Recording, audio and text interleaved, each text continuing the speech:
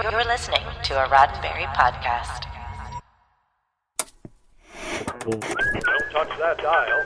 We'll be right back. We'll have more news this evening, but first... The latest Gene-ology, a Roddenberry Podcast.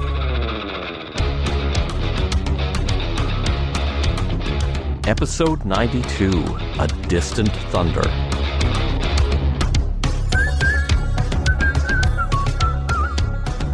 Welcome to Mission Log Gene-ology. I'm Earl Green. And I'm Ashley Thomas. In each Gene-ology, we do a thorough diagnosis of a piece of Gene Roddenberry's early TV writing career, whether it's a script or a completed show, and run tests to determine if Gene was putting the kinds of morals, meanings, and messages into his early work, as he became famous for incorporating into his most famous later creation, Star Trek. This week, we have Gene's one and only appointment with Dr. Kildare, a medical drama whose literary lineage made it one of Hollywood's most venerable franchises by the early 60s. But before we get to trivia on this week's episode, we do have one common sense prescription for you. You could join our Patreon, or follow us on YouTube, or leave a review wherever you're listening to us. Patreon is your gateway to all things Mission Log, including exclusive access to the unedited version of our show, aka the VAM, and our private Discord where you can interact with us, your hosts, during scheduled live chats, along with occasional screenings. The sense of community and friendship there is positively contagious. And folks, this ain't no jive. It really and truly is. You can access all this for just a copay of a mere $1 a month. So head over to patreon.com/missionlog to see what tier works for you and join in the conversation. By the way, folks, those reviews really do help our shows more than you could possibly know. Even if you can't come up with the words for a written review, and you can only write them in that completely indecipherable handwriting that can be decoded only by the doctor who wrote it and the person behind the counter at the drugstore, a 5-star rating really goes a long way to tell the algorithm that Gene-ology is the cure for what ails you, and it might be the cure for what ails others too. We're counting on our loyal genealogists to spread the word because, come on, we take walk-ins. And now, a shot of trivia. Earl, you got the needle ready?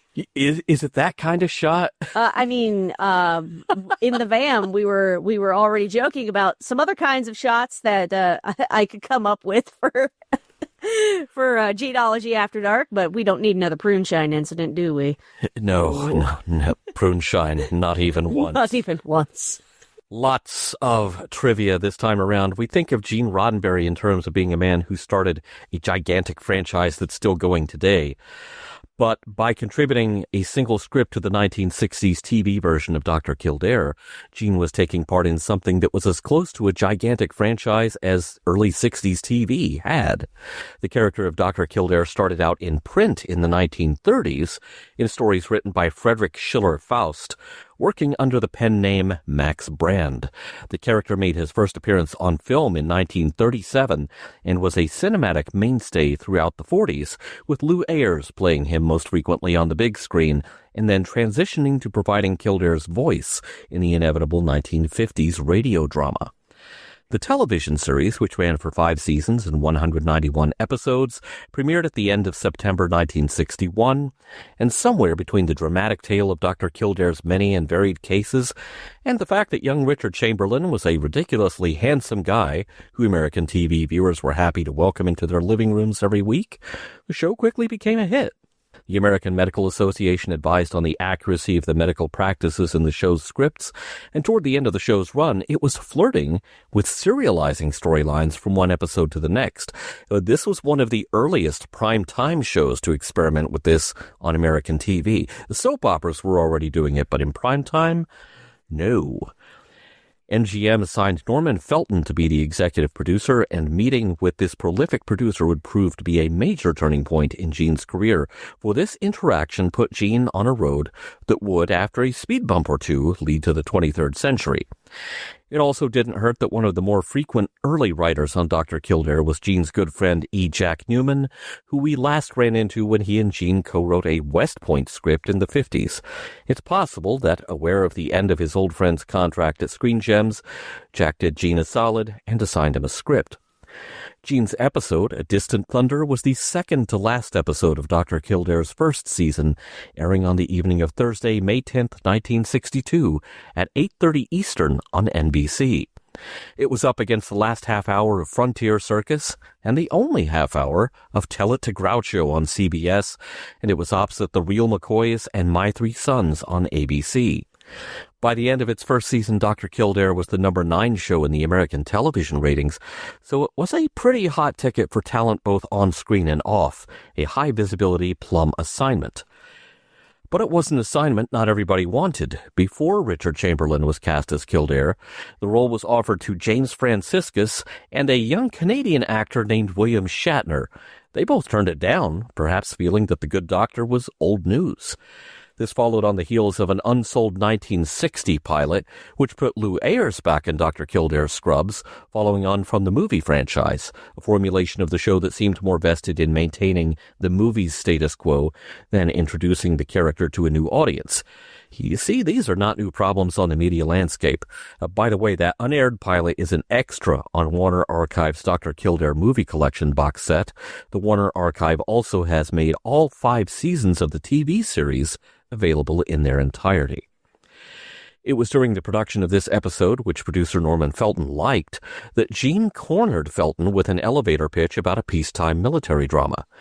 Put a pin in that idea. Norman Felton certainly did, shepherding it to the prime-time schedule in the 1963-64 TV season on NBC as Gene's second television series, The Lieutenant. Never underestimate the power of a well-constructed elevator pitch, by the way. That's why this podcast is here. It was during production of The Lieutenant's single season that Felton enlisted the help of Ian Fleming, and then after Fleming had to bow out for contractual reasons, enlisted Have Gun Will Travel co-creator Sam Rolfe to create The Man from U.N.C.L.E., the show for which Felton is ultimately best remembered. Although his contribution was at the beginning of the series and was merely replayed each week, it has to be pointed out that this episode marks the first intersection of Gene's career with that of the composer of the stately Dr. Kildare theme music, Jerry Goldsmith. Starring as Dr. Kildare, actor Richard Chamberlain struck gold pretty early in his career, though his 5-year run in a popular role seems, in hindsight, to be the prototypical cautionary tale the actors scared of committing to series lead roles point to. After he hung up Dr. Kildare's lab coat for good, Richard found that he was thought of as a TV actor, and movie roles proved elusive. Richard then decided to turn to Broadway, but even there he encountered problems, including a starring role in a stage musical of Breakfast with Tiffany's opposite Mary Tyler Moore, which closed after 4 performances and went down regarded as one of the biggest bombs in Broadway history. Richard then tried his hand at acting on the stage in the UK, which put him in the midst of classically trained actors giving iconic performances, and he had to rise to the occasion or return to the States with nothing to show for his stint abroad. Richard chose to rise to the occasion and returned to the U.S. with the pedigree of a serious actor, just in time to become the face of the TV miniseries in the early 70s, earning Emmy nominations for his appearances in The Count of Monte Cristo, The Thornbirds, and the original dramatization of James Clavell's Shogun. But he also had his pick of stage roles as well and leaned into that side of his career with relish. Later in life, Richard Chamberlain came out with his memoir explaining that he was a gay man in a career that promised constant scrutiny and demanded that he put on a performance off-screen as well as on. He married his longtime partner when it became legal to do so and became a vocal advocate for the gay community as well. Married or not, he and his partner had a relationship spanning 4 decades. We lost Richard Chamberlain in 2025.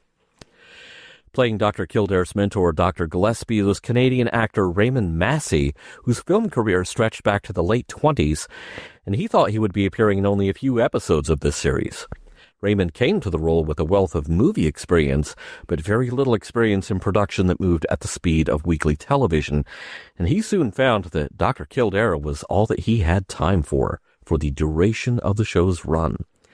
After the end of Dr. Kildare in 1966, Raymond resumed his film career, but also did TV guest roles such as Night Gallery, and also he was the best-named character in the entire run of The Girl from U.N.C.L.E., B. Elsie Bubb.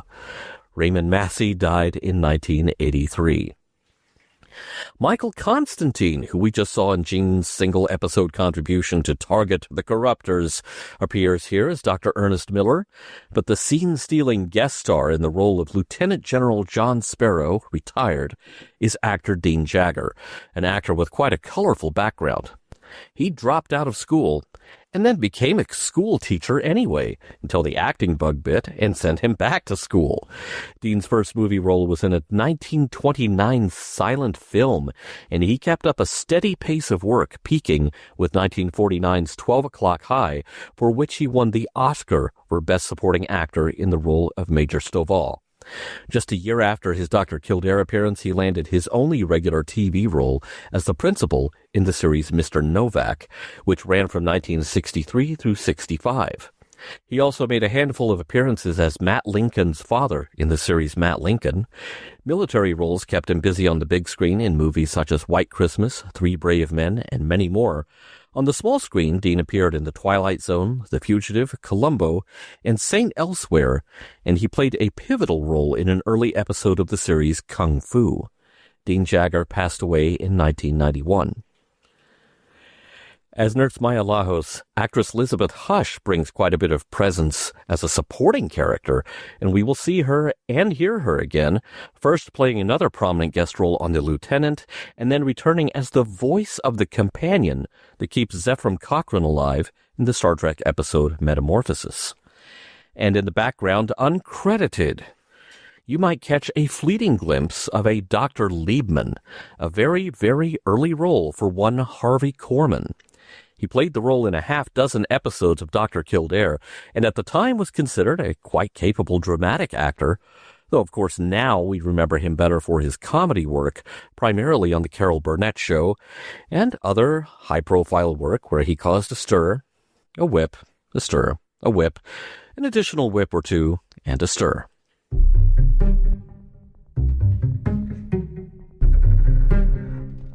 Do you know my record? It's a proud one. Starting with First World War, when 7 million human beings died in the trenches. But we won it. In our holy dedication, we bled ourselves in a quarter of the globe. But we wanted to stop Kaiser Bill, wasn't it? What if we'd let all those humans live? But then, by defeating the Kaiser, we accomplished so much. We set the stage for Hitler's Third Reich and a chance to lose another 11 million lives. Did I approve? Yes. Yes. Fight torture. Fight intolerance. Concentration camps and all those insanities. Can't we stop somewhere? Can't the next danger be less instead of greater? Think, boy. Are you going to sweat out a lifetime to save a miserable few hundred, but 10, 20, 30 million human deaths? What did it buy for us?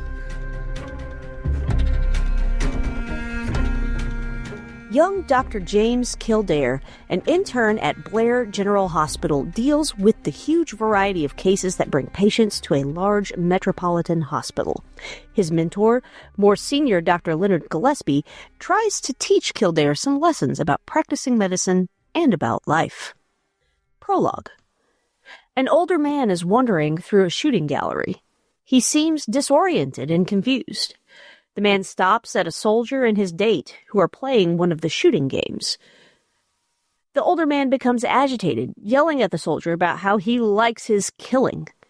But he says he's a soldier too, General John Sparrow, searching his pockets for something to prove his status as a veteran. But then he takes the gun from the game and begins to break it, shouting angrily. The soldier restrains the man, and the man begs to be taken to the hospital. Act 1. Dr. Kildare enters the scene, remarking on the illegibility of the chart he's reading. Nurse Maya Lajos says the previous intern mistook illegibility for professionalism. Maya introduces herself and coolly walks away. The doctor has heard of her. She enjoys skinning and frying interns. And she's heard of him, too. Intense, serious, and no time to speak pleasantly or civilly with his coworkers. Exactly what she expected. Ooh, get me to the burn unit. Nurse Lajos and Dr. Kildare are tending to General Sparrow. He says he recognizes Dr. Kildare. He's one of those dedicated ones. Dr. Kildare asks General Sparrow what's wrong, but he insists that the doctor try not to help. He says that he should go out and fashion chaos, whatever that means. Dr. Kildare notices the scars on the top of his head and remarks about the injury he once had. Nurse Lajos remarks that he collapsed after having an episode in the shooting gallery. Some orderlies come to move the general to a suite on a different floor. A suite? Asks Dr. Kildare. Spoils of war, doctor, says the general. The orderlies and Nurse Lajos begin helping the general to his feet, but he insists that he can do it himself. And, by the way, he specifically does not want help from Dr. Kildare, throwing him a nasty look. On the way to taking the general to his new quarters, Nurse Lajos stops to talk with Mrs. Lee, one of the visiting service members at the hospital. Nurse Lajos asks about her husband, Harold, who's been in the hospital. Mrs. Lee says her husband's heart is getting stronger every day, according to the doctor. Nurse Lajos seems a little surprised by this, but they continue. She says Harold is very glad that she joined the visiting service because it's easy to feel lonely in the hospital. Mrs. Lee asks the general what he could use to help pass the time in the hospital. He responds that he'd like privacy, romance, booze, and in that order, madam. Mrs. Lee's proverbial pearls are clutched. Later, Nurse Lajos is attempting to offer the general a sponge bath, but he's not ready, kids. He objects, asking sarcastically if this is a hospital or a geisha house.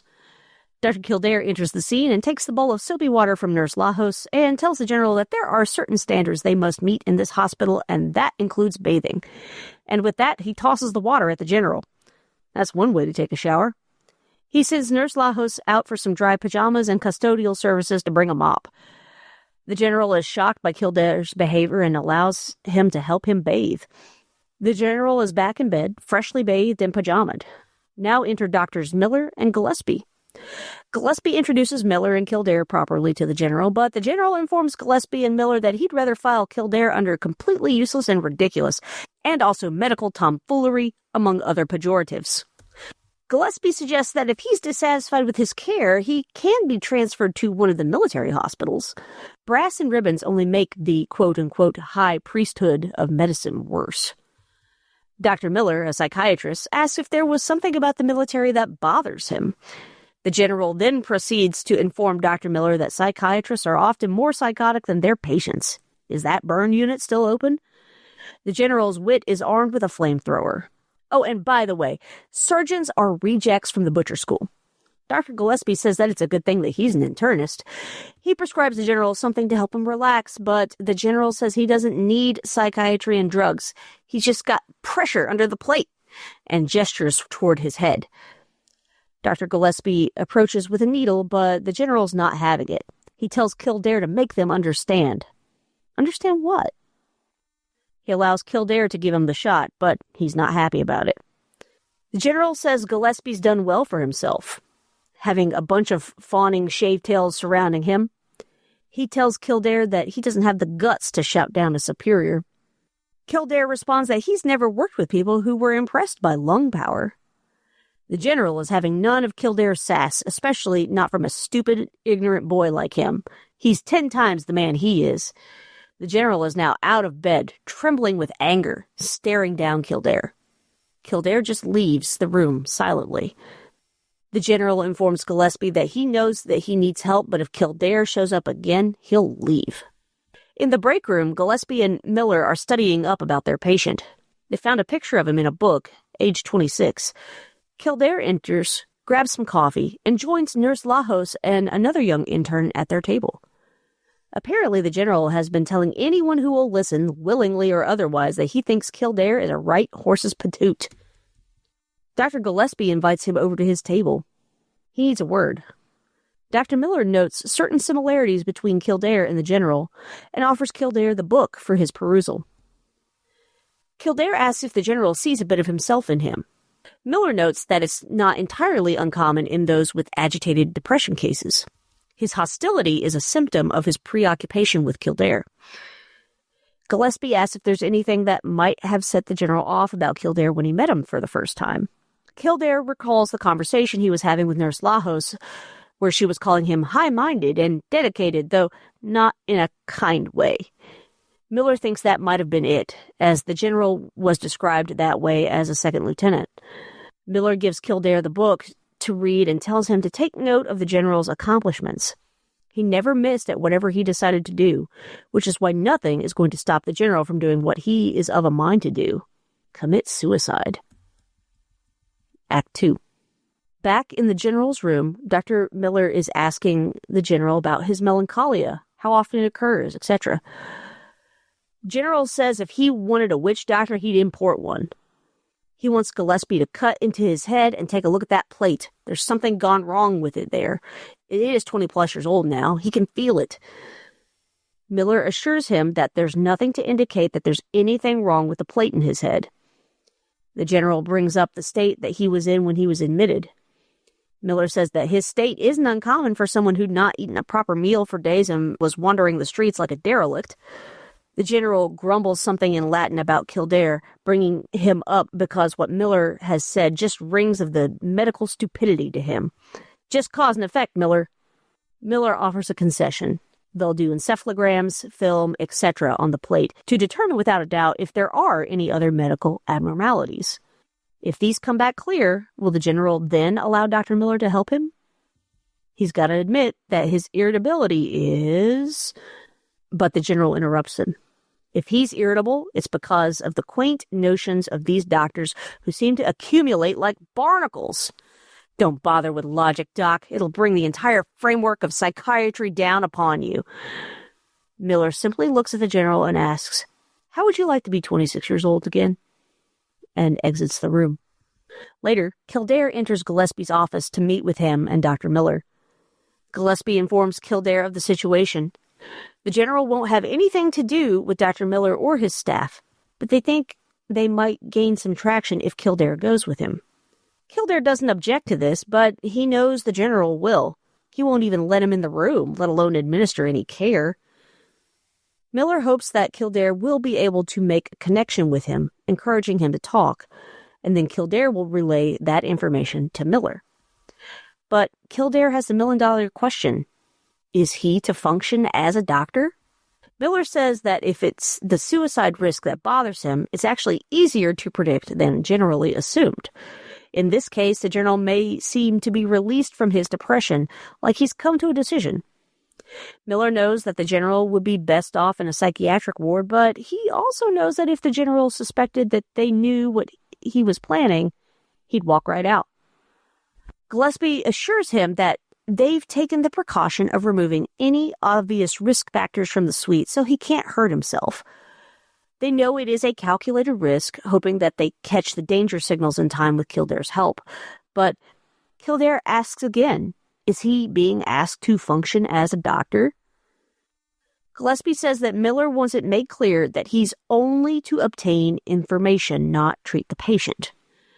Miller remarks that it's not a question of Kildare's abilities, but of the patient. The general is a brilliant mind in many ways, and he could easily take Kildare under with him. Kildare objects again.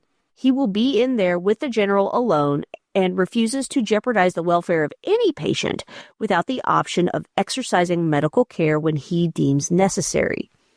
Gillespie offers him the concession that Kildare can explain his presence to the general in, quote, whatever fashion his professional judgment dictates, and he is to start immediately. Back in the general's quarters, the general is at the mirror, rehearsing a positive monologue for Dr. Gillespie, telling him how he's delighted to see him and how much he wants to thank him and his staff for how they've helped him. Help me. For God's sake, help me, the general pleads. He's at the point of tears when a knock interrupts him. It's Dr. Kildare. He tells the general that he's been put on Dr. Gillespie's private service and he'll be looking in on him from time to time. The general says that he is notified and he's about to have a change of plans. Kildare says that he might have some personal objection, but the general says that when he's surrounded by gnats, their personal identity is unimportant. Kildare says that he'll be looking in on him and starts to leave, but the general stops him, saying that he'd like to have his mattress turned. Kildare says he'll notify a nurse, but the general stops him again. As much as he's paying for all this, he expects better service. He then asks Kildare where he's from. Kildare responds, a small town, and begins to explain its location, but the general interrupts. He didn't ask how to get there. You're not much of a conversationalist, are you, Kildare? You should really learn how to talk to people. You know what your problem is? When something important is being said, you get impatient. You can't be bothered with the trivial and the obvious. That accounts for your argumentative attitude, Kildare. When you get old in an ugly, shallow body, The general trails off. He's trying to help Kildare. Get it? Kildare agrees. He needs to learn how to deal with people before it's too late. He says one day you're clever and strong, and the next you get old, and you're a slobbering, stuttering fool. The general bows his head in sorrow. He slumps into his chair, remarks that he knows so much about Kildare. So many great deeds to be done, but are they really great, or are they just difficult? He laughs hollowly. Life's just a joke, isn't it? The general starts to say something else when Mrs. Lee enters the room. Dr. Kildare tries to usher her out, but she insists she'll only be a minute. She's got something for the general. It's a model of a Minuteman rocket. And boy, it is not what he wants. This sends the general into a fit of rage, talking about how all rockets do are kill, leaving destruction in their wake, and those hit with it are left twisted and screaming. Mrs. Lee says that he doesn't understand. This is one of our rockets. The general gives her a look of shock, horror, and disbelief. She's missed the point entirely. Kildare ushers her out of the room again. He apologizes to the general, but it's too late. The general has had enough. He shouts at Kildare to get out and stay out. It's the end of the workday, and Kildare has made it out of work and out to the bar. He takes a seat at a table with Nurse Lajos and another young doctor. He remarks on what he's learned of the general's accomplishments. He did everything. World War I, World War II. Another young doctor remarks that maybe that's part of it. One wrong move and bluey, 100 guys lost. Maybe. Kildare is lost in thought. Nurse Lajos says she's got to get back, but Kildare is lost in the book. She looks sheepish, then leaves. The other doctor at the bar notes that Kildare is being obtuse. What's she got to do? Tell him explicitly that she'd like him to walk her there? Kildare insists that she hates interns. The other young doctor shakes his head and follows after Maya. Back at the hospital, the general is getting his test results from Dr. Gillespie. He's got a clean bill of health from his tests. Since it's not the plate, some sort of emotional disturbance must exist. The general is silent at the prognosis. Doctor prescribes sleeping on it, and they'll discuss it in the morning. Kildare enters the suite as Gillespie is exiting, and Gillespie advises him to stay with the general. Kildare agrees and enters the room, while the general silently stares off into space. Maya Lajos has entered the room, bringing the general his supper, but he's not in an eating mood. He's still off in space, unresponsive. Kildare and Maya step into the next room. Maya recalls the first time she saw Kildare. He was playing tennis in some cut-off hospital whites. She says she knows the hours get tougher the longer you stay here, but no one ever sees him anywhere anymore. Kildare brushes it off. If she'd like, they can go play tennis sometime. Maya says it's not her who's asking for a date. She's more concerned that Kildare is withdrawing from the human race.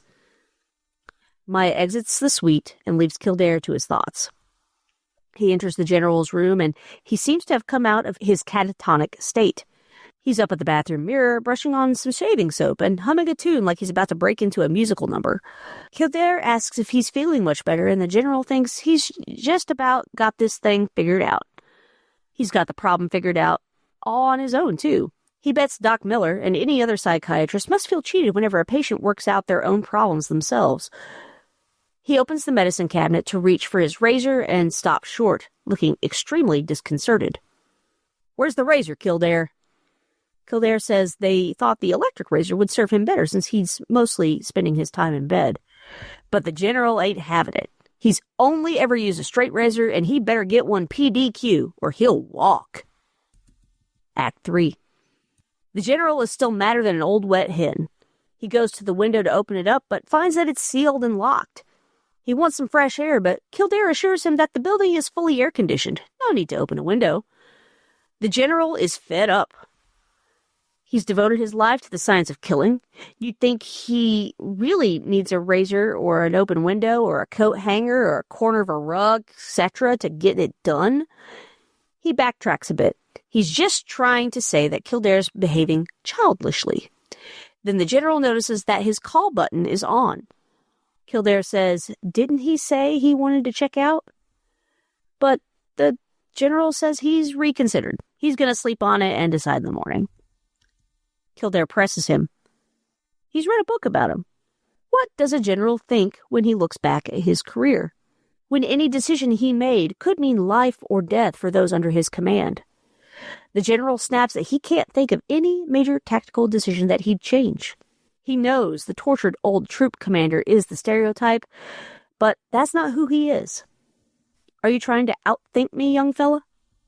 Kildare remarks that the general seems so relaxed, almost relieved, almost like he's made a decision of some sort. The general says that if they must talk, let's talk about this. He sees something of himself in Kildare 40-odd years ago. That's why he's here, right? Kildare admits that it's true, and he's flattered the general sees that in him. The general scoffs. "At 26, I was an ass." Mrs. Lee is back again at the most inopportune moment. She says that she realizes her earlier mistake. The general is tired of shop talk and would love a puzzle to occupy his time.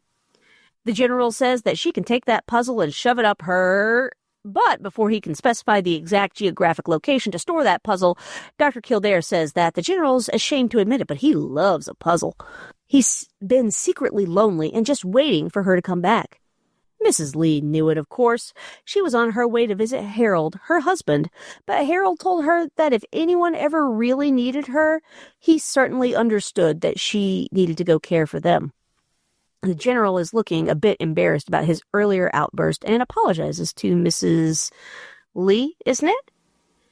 Yes, like Robert E., but we don't talk about him, do we?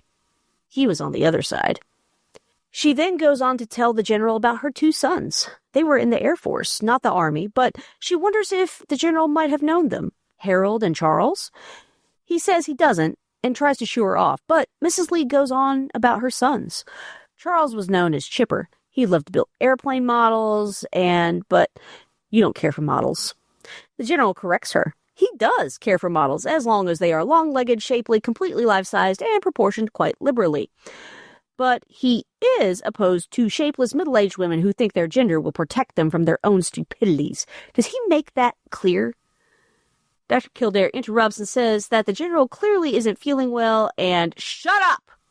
barks the general. "Sticks and stones to that," says Mrs. Lee, undaunted by the general's cruelty. She's known the general was troubled from the moment she laid eyes on him in the corridor. The general says that if she really wanted to torment him, just bring Satan in here. At least he can understand him.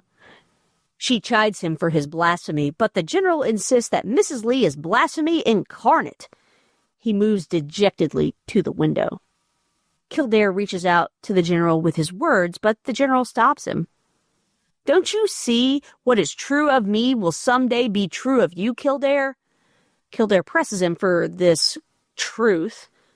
What is it? The general lays it out like this. You suppose that everything happens for a reason, and that gives meaning to your own personal life. But what is that meaning? He helps people, interjects Mrs. Lee, and Kildare agrees. General supposes he'd have said effectively the same thing 20 years ago. He's got a proud record. He laments about the 7 million lives lost in World War I, but they won it. A quarter of the globe was lost to stop Kaiser Bill, but they won it. But what if they let those humans live? But by defeating the Kaiser, we set the stage for Hitler's Third Reich, which lost another 11 million lives. Did he approve? Yes. Fight. Fight torture, fight concentration camps, and all the other insanities. But when does the fighting stop? Can't the next danger be less instead of greater? Sure, we can save a few hundred, but all these 10, 20, 30 million human deaths, what did it buy for us? Mrs. Lee is now full of a quiet fury. She simply won't allow the general to speak like that. The general scoffs. He looks to Kildare and says that they're the ones who labor so hard. The doers, the dedicated ones, not her. We have labored so hard to fashion chaos. Kildare agrees with some of the points the general has made, but there's something missing from his statements. Mrs. Lee, who is still inexplicably there, says, "But are we to do nothing? Do two wrongs make a right?" The general asks, what's the meaning he gave his life for? What's the single thing he'll do that's worth all the effort? To save one life, says Kildare. But the general refuses to be swayed. Save one man from pneumonia so later he can die of another disease? Save them from this and from that and let them overpopulate the globe and they'll die of swollen belly hunger. Or save them all, let them breed so they can be roasted to death by some new weapon from some new enemy? The general then collapses into his chair, doubled over in agony. Mrs. Lee approaches. "You just let me handle him, doctor." "You're asking him to cross all his bridges before he comes to them. All we can do is our best," she says. The general says he did his best, but what's the point? What's the point of even living? Aren't you still living? I know what's the matter with you. You talk about Europe and Asia and people by the millions. Everything you say is fine and right, but is it really what bothers you? What about people, one by one? Haven't you ever had one single person that you really cared for? Haven't you ever loved? Are you going to let that shapeless middle-aged woman you talked about ask you a question that you can't answer? When we lost our boys in the war, I also felt like life was hopeless. But as long as I had Harold, just one person to love gives meaning to all of it. Don't you see? It's ugly and scary and terrible, only when you're alone. General Sparrow begs Kildare to get Mrs. Lee out of here, but she continues. You need just one person. All the happiness and meaning in life is reaching past this prison we're all born in, groping in the darkness for one hand that squeezes ours and says, "You are not alone." The general begins to silently weep. Dr. Gillespie enters the room and tells Mrs. Lee that Harold needs her. She leaves to go to her husband. Dr. Gillespie says that Mrs. Lee must have thought the general needed a visit very badly. Her husband is failing fast, and she knows it. Act 4. The general is dumbfounded at Mrs. Lee's words. And angry, too. He's got 1,000 answers for her. And there's Lajos, who's been making up his bed as he's been pacing around the room like an angry old lion, says that her husband's dying. Can't he understand that? Cut to Dr. Gillespie's office. He'd like Kildare's word that he's not been trying to treat the patient in any way. He felt he needed Mrs. Lee as a distraction, an irritant, to keep the general from doing what he'd planned to do.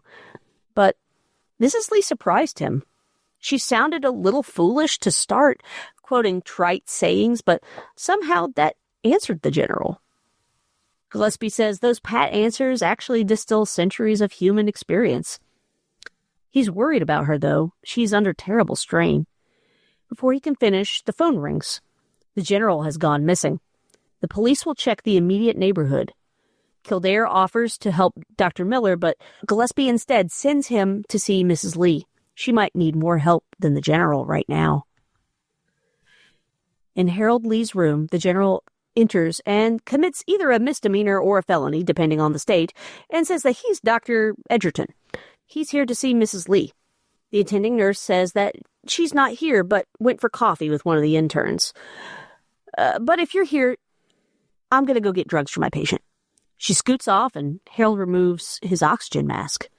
The general tries to put it back, but Harold says, "No, I don't want Amelia to see it. Please stay with me. The general says that he simply wanted to talk to his wife, but lie still, use the mask. Harold refuses. He doesn't want Amelia to see him die. The general says that a man can't be alone when I'm not alone, he says. The general encourages him not to give up, but Harold says that he's tired. He's been fighting it for 7 months. He's tired. He's worried about Amelia. She's never had much sense of business. Help her? Do you promise? The general takes Harold's hand and promises. Time comes. You've seen men die, says Harold. Not like this, the general responds tearfully. The general encourages Harold to talk to him. Tell him about himself. They can't just sit here as strangers. Please, I want to know you, he says. Just a few minutes. Talk. We can be friends. I need you here. We need each other. The general dissolves into tears as Harold dies, and Mrs. Lee and Dr. Kildare enter the room. He looks so peaceful, remarks Mrs. Lee solemnly. The general says that he spoke of her, and they talked of so many things. Later, the general and Dr. Gillespie are having a chat in a cozy sitting room. The general is dressed and in good spirits. Dr. Kildare and Nurse Lajos enter. Kildare says that he wanted to express his appreciation for everything that he's done for Mrs. Lee. Really, the whole staff do. Dr. Gillespie informs him that the general has agreed to work with Dr. Miller as an outpatient. Not that he needs the help, mind you, but yeah, all right, he does. But that just gives you a sense of power, doesn't it, Doctor? And you think I'm mad too, right, Kildare? As a hatter, sir, laughs Kildare. You are too if you don't take that lady to dinner tonight, says the general, nodding towards Nurse Lajos. Cut to Kildare and Maya in the office. Kildare is waxing philosophical about the role love plays in people's lives. There's a time for work and a time for... Kildare starts adding his own spin to Ecclesiastes 3, but Maya cuts him off and says they better synchronize their watches. But he's being serious. Maya feigns astonishment and clutches her metaphorical pearls. Another young doctor enters the scene and mentions to Maya about Friday's basketball game, but she cuts him off. Get lost. I'm being proposed to. Oh, my bad, says the young doctor, and he leaves. Kildare goes on. You know, there are different kinds of love, Maya. Love for a mother, love for a brother. Oh, well, at least we're not related, she says. And for a friend. Ugh, I was afraid of that one, she says. What I'm trying to say is, heck, let's just go have dinner. The end. Excellent job, Ashley. This is a hell of a script. This is a hell of a story. Goodness gracious. I struggle to be concise when writing recaps, but especially when you've got crazy good dialogue like this, I just feel like I want to include all of it. Yeah, but fortunately, there is plenty going on here that isn't deadly serious. Yeah. Yeah, there's definitely some humor and sharp barbs yeah. in this one, in the dialogue, and I really enjoyed that. So I'd love to hear, Earl, some of your thoughts. What are some of your observations on this episode? Well, opening with the arcade scene, here we are again with the pinball machines. It's like Target the Corruptors all over again. I just want to freeze frame and start trying to identify what machines those are. I know. And I mean, a lot of the games were like shooting gallery type games, but I'm like, oh, snap, we're in an arcade. I have the same anytime I see an arcade or arcade machine of any kind in any older media. I just want to push pause and drool. Yeah, and I'm not even a pinball guy. I can't play for crap, but I do admire the artistry. I didn't say I was good. Yeah. Yeah, I didn't say I was good, but I do love to play. I am really good at setting the ball down that hole in the middle and never to be seen again. If that's the object of the game, man, I win pretty quickly and, walk away with my head held high. Mm-hmm. Indeed. The young soldier at the, I keep wanting to call this county fair, at the shooting gallery. Like so many of the characters in this episode, this seems like a real person because I could chide him for being indifferent to the obvious signs that there is an elder in distress there. Yeah. And even like the guy running that particular shooting game calls the general wino. Yeah. Because he's acting Erratic. drunk. Yeah. Yeah, he's acting erratic, for want of a better terminology. And yeah, that can definitely come off as intoxicated. But even so, somebody's wandering around drunk, you need to get them assistance, not like let them continue to wander around drunk and get into trouble or potentially hurt themselves or somebody else. Yeah. The thing that I found particularly troubling here is that the younger soldier seems to be completely failing to take into account a man of Swallow's age. He is probably a veteran of at least one war, and as we find out later, he is a veteran of 2 wars. One is bad enough, but 2? Yeah, the behavior here on display is troubling, and, dude, if you're trying to impress your young lady friend, I don't feel like saying, hey, Pops, get lost is a green flag there. Yeah. I'm looking at that by modern standards. Yeah. But it's probably very accurately portraying the way that people were treated at this point. Yeah. Mental health, while still stigmatized in a lot of circles today, is still perceived better than it was back then. Yeah. And I mean, sadly, a lot of the quote unquote treatments for poor mental health back then were not good. And a lot of times these people were not treated at all. They were just effectively kept in a maybe slightly nicer prison, but not that really. Yeah. Not really that much nicer. It was quite bad. Fortunately, there is some lighter stuff here. I laughed out loud at discovering that physician's handwriting. This is an age-old perennial problem that probably dates back to the Cretaceous age, apparently. Right. It felt like Gene was getting something off his chest here. It's like, hey, you know what? I'm writing a doctor show. We're going there. We're going there. We're going to address that stereotype because apparently it's true. I remember the first time I ever heard the phrase doctor handwriting. I was in 6th grade, and a buddy of mine, he and I, we competed to see who had the worst handwriting. He won. Mine was not that great. It still is not that great, but, our math teacher referred to his handwriting as doctor handwriting. This is not a prescription. It's 39 cursive W's in a row. Exactly. When we are introduced, when we see Maya and Kildare introduced to each other, that scene's quite something. I was thinking, we must be setting her up to be recurring, and there will be some kind of love-hate relationship. No, it's just in this episode. Really? Yeah. She doesn't show up again? She appears in one further episode as a different character, but get this, in that one, she's a doctor and not a nurse. She got promoted. Hey, get it, girl. That I really liked Maya. I thought that she was funny and really sharp.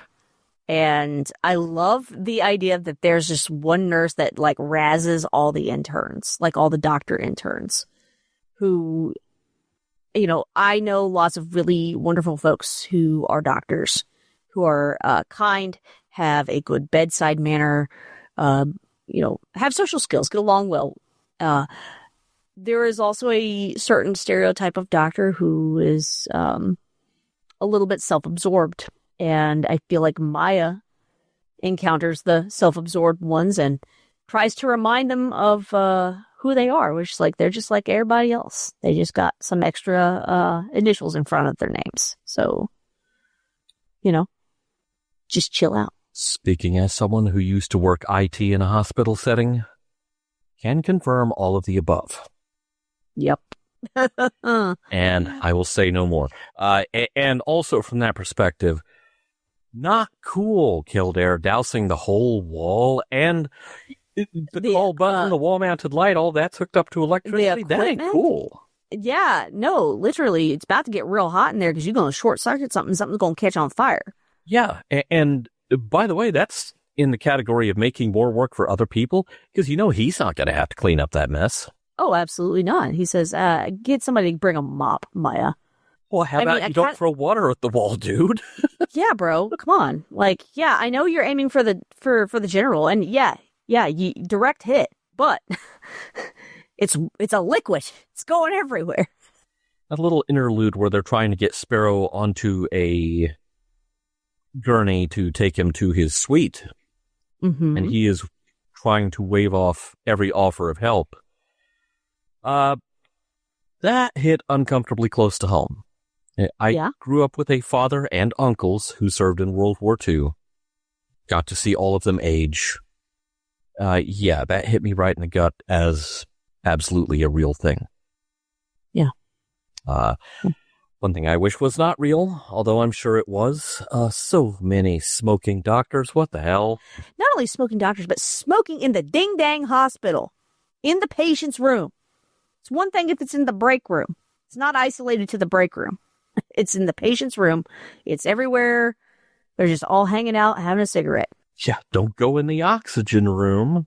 Yeah, not a good idea. It was a different time. Yeah, for sure. We talk about Mrs. Lee. Oh my gosh. Biggest surprise in this episode for me. Yeah, especially when she's introduced, and it just seems like, nice meeting you. She doesn't seem like she is going to come back and play a huge role in this. Yeah. Let alone giving her the mic drop line in the whole frickin' episode where you've got the guy who played General Waverly in White Christmas, big movie star. When she's first introduced, I'm like, I know this lady. She's a very sweet, she's a very kind lady who does not know what planet she's on. I was like, I know far too many older ladies like this who are very sweet, very kind, would do anything in the world for you. They do not live in the real world. They do not deal with anything harsh or difficult. Everything is saccharine sweet. Yeah. However, we very quickly establish, also in her introductory scene, that her service in the hospital is kind of her escape hatch from her own impending tragedy. Yeah. Yeah. I was not expecting that whole thing to play out in this episode. No, not at all. It just seemed like a background grace note, and it's like, oh, this is why she is the way she is. Mm-hmm. I did not expect to witness her, experience this whole gamut of human emotions in 1 hour. Yeah. And she absolutely holds her own against the Oscar winner guest starring in the episode, which not everybody does that. Dean Jaggard blows about half the cast off the screen, including young Richard Chamberlain, it has to be said. Absolutely. I was so blown away by his performance here. Yeah, there are scenes where it's like, oh, wait, Richard Chamberlain's in the room with this guy? I completely forgot him. Oh, hello. That scene where she presents him with the model kit of the missile, she is not trying to do harm. Even though it is not meant to be harmful, she's trying to do a nice thing. It's one of those situations where you need a little more context, and not everyone who has served in the military is necessarily happy about that. It was, while not meant to harm, was definitely harmful and very triggering. Yeah, very. For the general.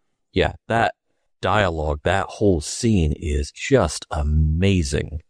Because the general says, what a rocket does is it kills, it bathes men in fire, leaves those alive twisting and screaming.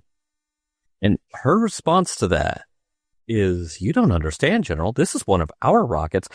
As if that somehow changes the function of a projectile weapon. Right. Yeah, because ours don't do that? Yeah. Oh, no, they do. She's completely missed the point. Yeah. He gives her this incredulous look, And there is like a paragraph of dialogue in that look that doesn't even need to be spoken. Yeah. Yeah. She did not read the room. Yeah. Later, when Sparrow was going on this detour into what kind of models he does like, okay, I'm sexist as hell. I'm sorry. I laughed out loud. That was like something my dad would have said. No, I laughed out loud too, bro. I was like, hey, Gene, I see you there. This felt like a Gene Roddenberry joke. Yeah, it felt like maybe there's, another little message from the author there. The way these characters are written is amazing. They're layered. There's no villain here. There are different people being misunderstood in different ways and responding badly to that in some cases. Somewhere between Dean Jagger and Nellie Burt, they own this. It seemed like it had to be a really light week for the regular cast. Yeah, throw these 2 guest stars in. Let them do the heavy lifting this week. We're all tired. We're gonna go take a smoke break in the hospital cafeteria. In the oxygen. Go have a beer at the pub next door. Oh, wait, I've just been called back on duty. I'm sure it'll be fine. Yeah, definitely have not had many beers. You're supposed to be off. The last act of this story, many a time in past installments of this podcast, I've deemed a few points from the wrap-ups of Gene's earlier work because sometimes it's too cute, or it's too coincidental, or it's just too fast, especially the stuff that was crammed into a half hour. Right. This is pitch perfect. Gold, really. It all rolls out at kind of this stately pace. Every character has their dignity at the end. This is an amazing episode. I cannot highly recommend enough everyone seek this out and watch it. Yeah. Because here we are definitely meeting the guy who wrote the foundation of what became Star Trek.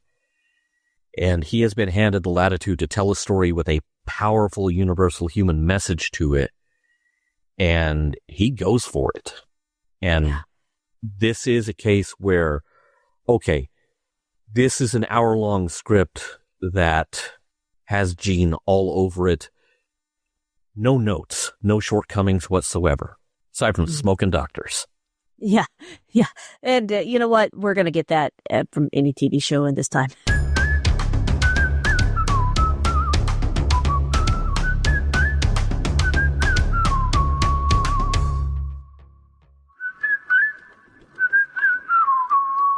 Earl. Yes, Ashley? Ooh. This was a straight banger. Yeah, this is a journey for the viewer as well as the characters. Yeah.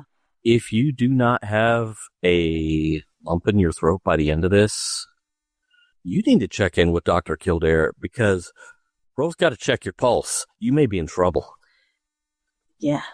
I'm saying that, but I am not a doctor. But I play one on the VAM.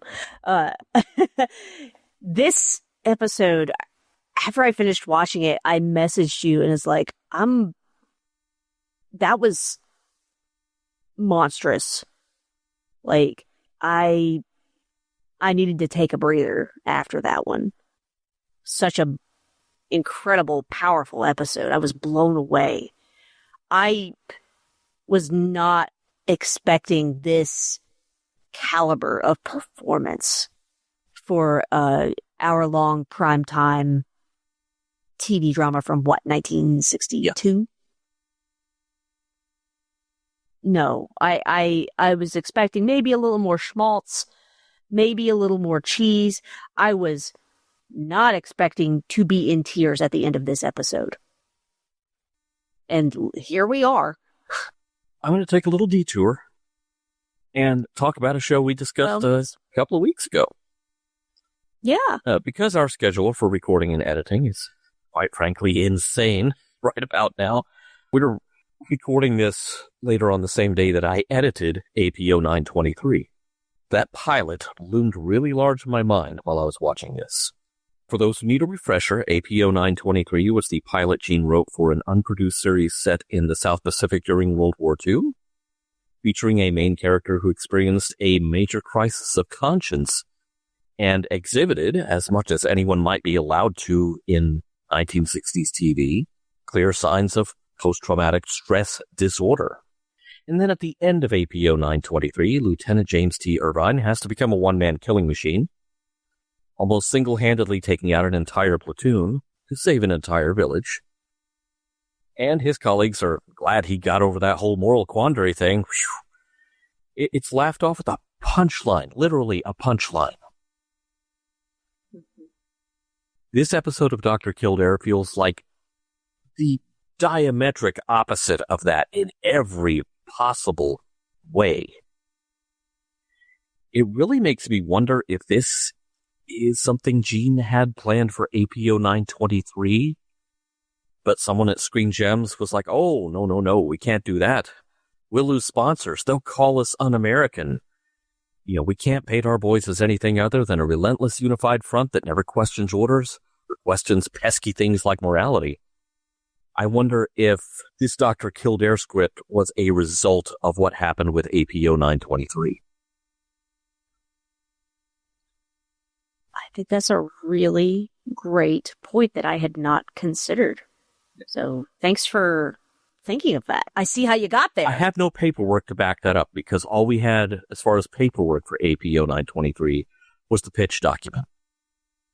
We have no production correspondence. We have no back and forth between Gene and his boss at Screen Gems. So that is entirely conjecture. But with APO 923 ringing in my ears earlier today, the thought occurred to me, wow, it's just a little bit of difference in time, but a very different treatment of PTSD. A very different treatment of war veterans coming home and having to deal with everything they saw, everything they experienced. And the realization that this went out in 1962 is just jaw-dropping. Yeah. I think we probably need to give the late Norman Felton his due for standing behind the script, standing behind the message, and putting it on the screen. Gene alone did not have the industry clout to do this by himself in 62. Yeah. He had to have a showrunner laying down covering fire with the studio and the network and the standards and practices department and saying, no, this is the story we're going to tell, and it is important that it is about this topic. And so, another piece of pure conjecture here. In hindsight, I feel like Norman Felton was a huge influence on Gene, the producer. Also, in hindsight, I'm kind of stunned that Gene, the writer, was not immediately assigned like 3 more open script slots for season 2 of Dr. Kildare. Really and truly, this is gold. I can't imagine why he didn't get more. As we know, while he was working on this episode, he cornered Norman Felton and said, hey, the lieutenant. And so that was produced by Felton's production company at MGM, Arena Productions. And so obviously the ball started rolling there. And that was going to take up a lot of Gene's time. He was going to be a showrunner too, because this guy just showed him how. That's the industry talk. What are your thoughts about what is actually in the episode? Because there's a lot here. There's so much. Before we get to the big mic drop, because I'm gonna spend a lot of time getting distracted by that because I found it so dang compelling. Watching Dean Jagger, who I have only ever seen as General Waverly in White Christmas. That's the only other context I have for this man. I'm watching this episode, and I hear the voice. I'm like, I know this voice. Why do I know this voice? But I don't recognize him because he has hair, for one thing, in White Christmas, and it's in color. That helps my brain remember things a little better than black and white. A few more distinctions to help with my moderate face blindness. As soon as I figured out who it was, I'm like, holy crap, that's General Waverly. Okay. But this is not the General Waverly who's just a little bit bummed in White Christmas. This is a general who is suffering from PTSD, who is dealing with the ramifications of what he has been required to do as someone who has served in the military, even if he may have had ethical qualms about what he has been required to do. And he is devastated by this. We talk about Oppenheimer. What we really need to talk about is how Oppenheimer spent the rest of his life advocating for peace and not using nuclear weapons after he created. Yeah, and then got railroaded because he was doing that. Yeah. Here you have a man who, I understand why we did it, but at the same time we paved the way for Hitler and his Third Reich. And then we had 11 million other people die. After 7 million people died before, we wiped out a quarter of the planet to stop Kaiser Bill. Good grief. I, as someone who cares about doing things peacefully and without violence at, every cost until there is literally no other option available to you, I certainly empathize with how he is feeling. That is really devastating. And I understand why he feels such remorse and guilt from that and feels like he cannot escape. That is conveyed so well in his performance. It is the way that he starts mumbling and going on about things that make sense to him but don't always make sense to us in the viewing audience. That took me a little bit to kind of wrap my head around what was happening as I'm watching this episode and trying to write a recap. The sheer manicness of his performance. He's shaking with anger and fear at different points and with sorrow, and you see him conjure up real tears. It's an incredible performance that I can't believe this was television. You expect this in a movie today. I feel like so many older films that I watch, while I enjoy them, I don't feel like they just don't feel as realistic to me. And this felt so real. Yeah, I lost count of the number of times watching this and rewatching it, just fixating on Dean Jagger's performance and thinking of the character is oh God, he's gone. He is further down that deep, dark well than he's letting on. It was one emotional gut punch after another. I feel like the script would not have gotten on the air 18 to 24 months later because of Vietnam. That is part of what brought the lieutenant to a premature end. I feel like this had a very narrow window to get on the air. If this is even a partial hint of a window into Gene's own thoughts on war and on the treatment of veterans, wow. I'm kind of amazed he didn't do more with this in any other form of storytelling. But it also feels like he tapped into such a deep well of raw emotion. This probably wasn't even comfortable to write. I don't know how much Gene talked about his service in the military and his perhaps ethical conundrums with it. But this felt personal. Mm-hmm. Yeah. And, so this is just me making an observation. I don't know that Gene spoke of anything like this to corroborate this conjecture I'm making, but there's something in this that feels so raw that I don't feel like this is something he imagined. I feel like this is something he feels himself. Yeah, to some extent he lived it. Yeah. And, that makes me think of my own father. He joined the Marines, I'll say about 2/3 of the way through World War II. He never talked about it. Yeah. He never would tell me anything about what he did, what he saw. It was a topic not to be tapped into. It left no one untouched.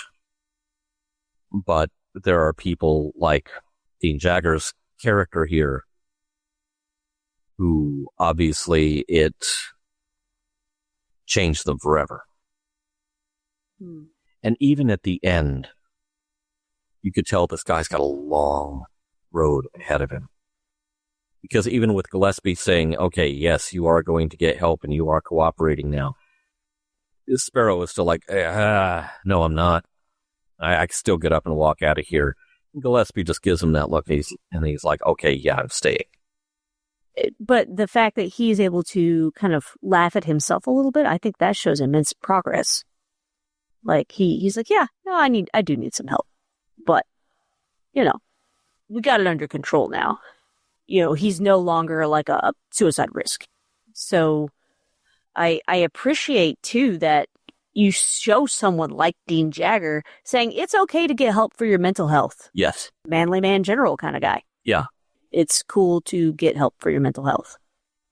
That is an incredibly bold statement for that day. I don't know how much of that stuck, but showing that was just as important as caring for your physical health. Absolutely. Being the daughter of a drafted Vietnam vet, the granddaughter of a drafted World War II vet, and having uncles who were also drafted for Vietnam. It hit home with me, the PTSD. And like your dad, my dad has talked very little of his experience in Vietnam. I know that my dad was in the 101st Airborne, and he spent a lot of time jumping out of planes and was exposed to Agent Orange, which is why he has all the health problems that he does now. And it's only in very recent years, like literally within like the past 2 years, that my dad has even talked a little more openly about his military experience and the hardship that he faced there. He's never detailed any battles that he had to fight, but he has shared some of the experiences that he had about the difficulty his platoon had of getting the supplies they needed, even from their own military. Like, it felt like they were always like, bottom of the pecking order and all this other stuff. And I know, like, the way he speaks of it is just it bothers him because he can't figure out why. Why did they always feel like they were last to be thought of? And there's a certain sense of abandonment he feels in that. And, he's never spoken to me about any of the horrors that he faced. I know my mom's told me, he would wake up and just be like freaked out because he had a flashback. He had a dream about his experiences there. So watching this, knowing just a tiny bit of what that looks and feels like personally, just really just hammered this home for me. How the cost of war isn't just planes and bombs and ships and ammunition and guns. The cost of war is far too human. And so, yeah, if you're going to force people to go out and do these things, cost of war includes caring for these people when they come back. I thought it was so interesting that Doc Miller says, well, yeah, when you've not eaten a proper meal in days and you're wandering around the streets like a derelict, there's a very high percentage of homeless population that are veterans who, for a multitude of reasons, did not receive the proper care they should have. Why are we not caring for these people? General Sparrow here gosh, it's lucky that he wandered into the right shooting gallery and somebody took him to the hospital. And so many are not afforded that same privilege. Yeah. Mrs. Lee's big scene where she talks to the general about he is thinking only in big numbers. He's thinking in like numbers of casualties, but he lacks a personal connection to anyone in his life that makes any of that have meaning. I feel like that message is bang up to date too. We have, I think at this point, more than one generation of people who have just kind of holed up on the internet. And they're no longer touching grass, making connections with other people. And let's be clear, it is still possible to use the internet to do that. That's a big part of what I do on the internet. And that speech really got to me because it's very easy to just kind of disappear off of the radar like that. And with that lack of socialization, the result tends to be not good.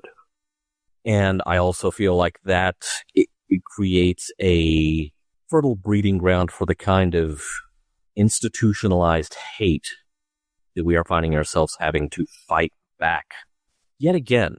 And it's because on some level, we have a large number of people who have no one to kind of do the mental health check-in on. No one who has eyes on their soul. I feel like Mrs. Lee's speech is another one of Gene's telegrams to the future. Because boy, is that applicable now. Eyes on somebody's soul. I really love how you phrase that. The thing that really stuck with me is the line that she says, you need just one person. All the happiness and meaning in life is reaching past this prison we're all born in, groping in the darkness for one hand that squeezes ours and says, you are not alone.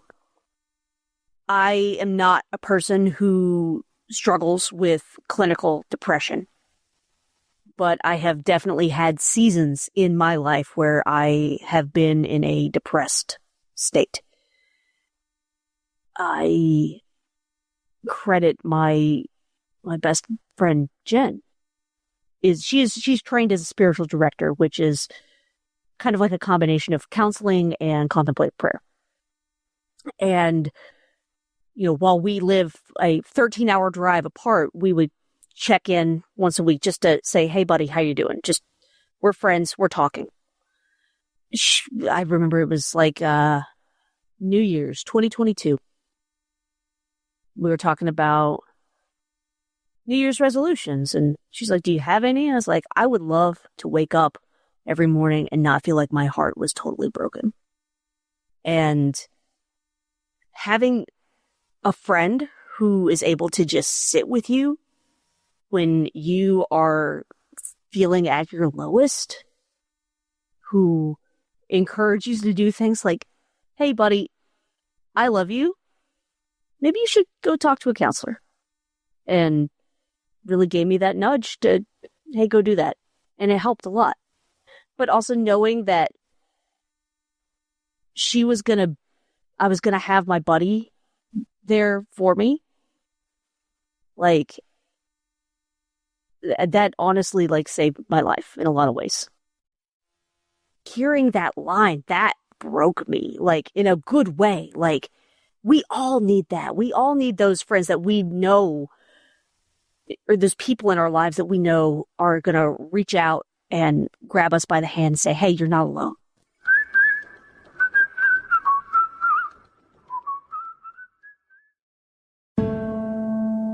You just let me handle him, Doctor. You're asking him to cross his bridges before he comes to them. All we can do is our best. I did my best. For what reason? What was the point of even living? Aren't you still living? I know what's the matter with you. You talk about Europe and Asia and people by the millions, and I'm sure everything you say is fine and right. But is it really what bothers you? What about people one by one? Haven't you ever had one single person you really cared for? Haven't you ever loved? Are you going to let that shapeless middle-aged woman you talk about ask a question you can't answer? Everyone needs love.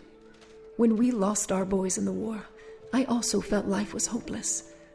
As long as I had Harold, just one person to love gives meaning to all of it. Don't you see it's ugly and scary and terrible only when you're alone?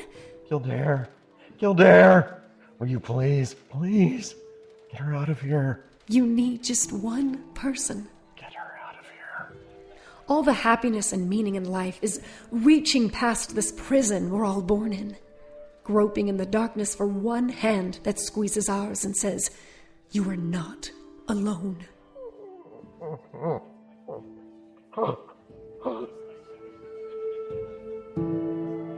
Ashley, that's quite some doctor's visit with Dr. Kildare here.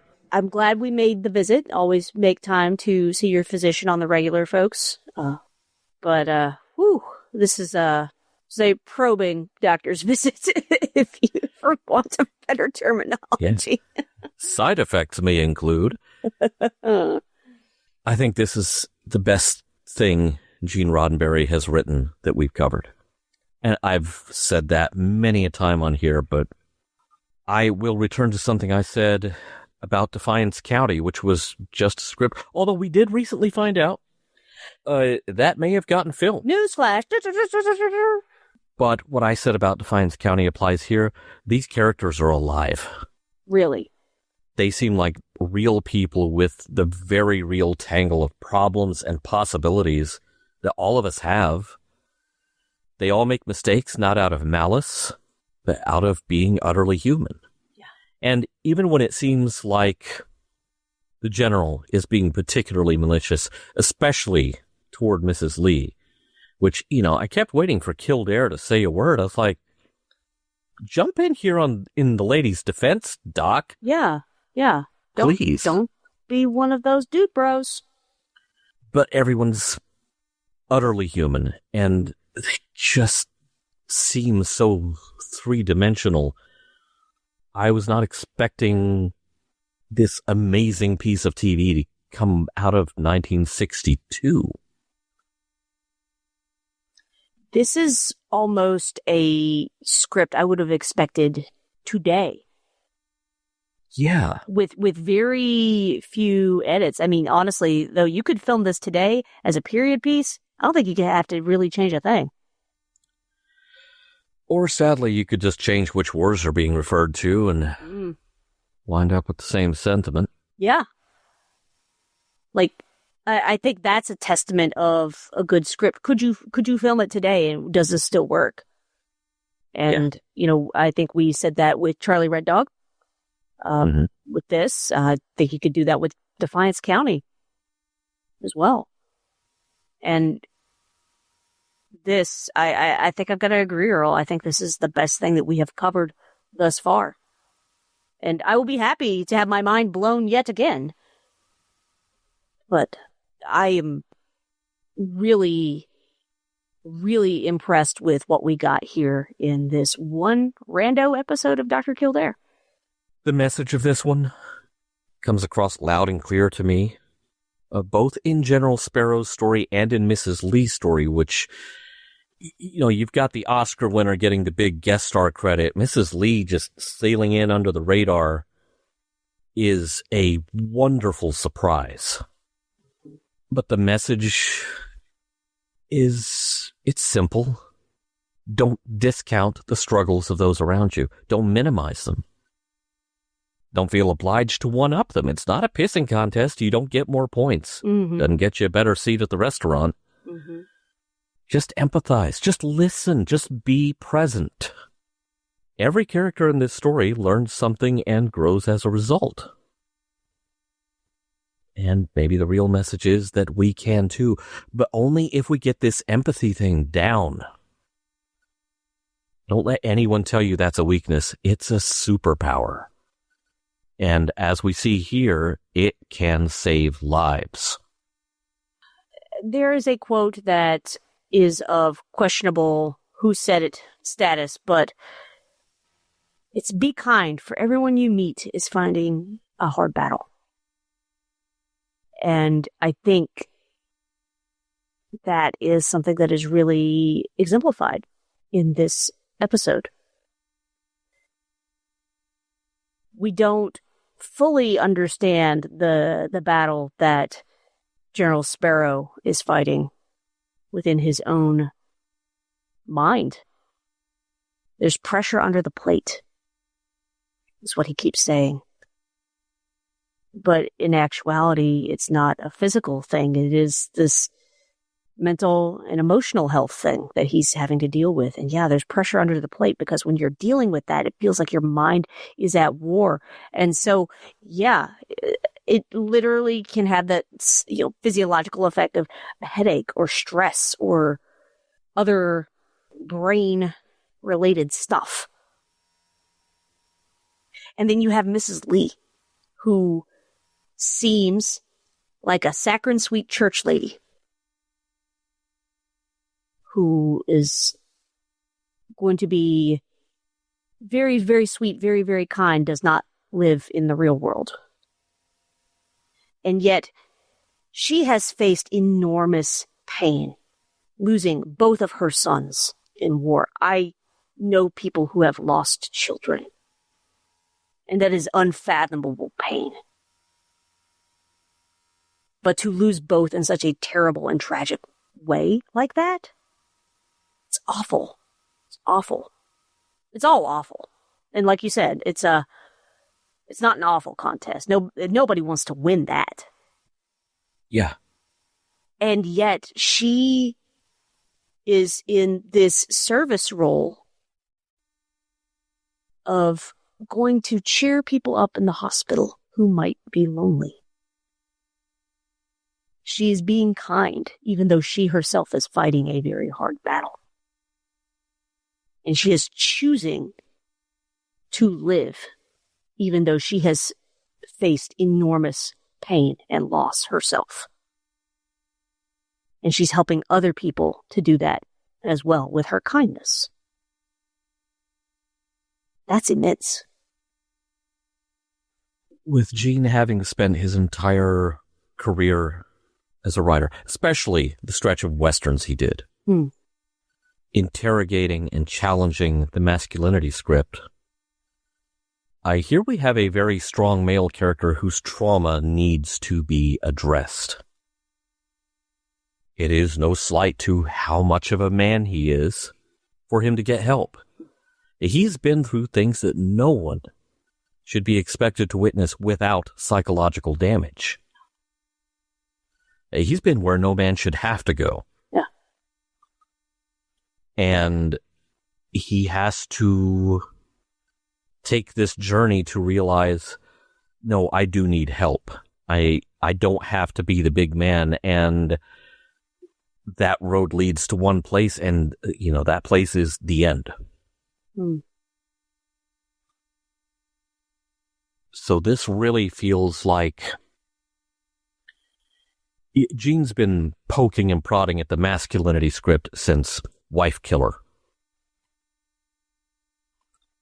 This feels like he is stomping his foot and saying, no, really, this is my final statement on the matter. Please pay attention. It gets helped along by amazing performances, but how this episode didn't win a whole raft of Emmys, I could not tell you.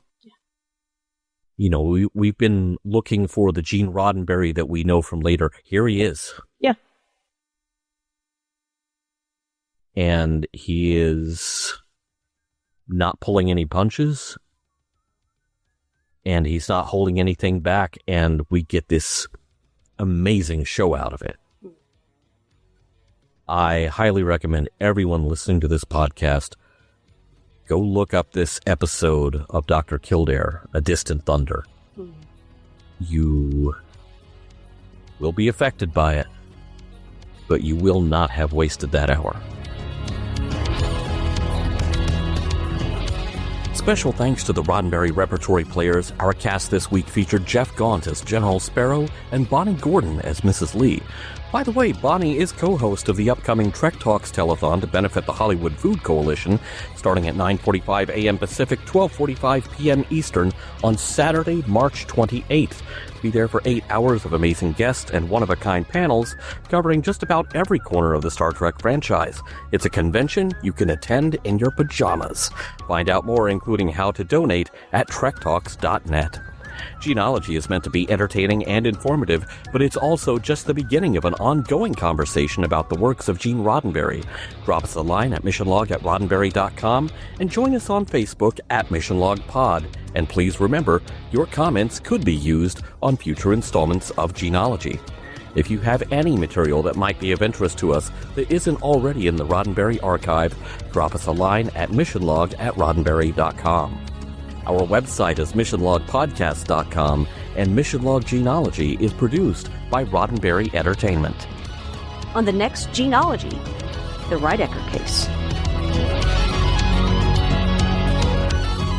Special thanks to consulting producers Matt Esposito, Tom Kozak, Mike Richards, Mike Schabel, and Paul Shadwell.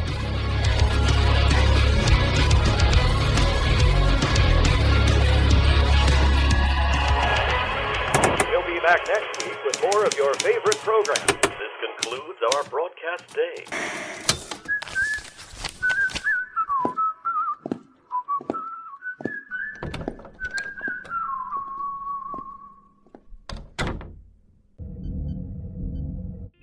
This is a Roddenberry podcast.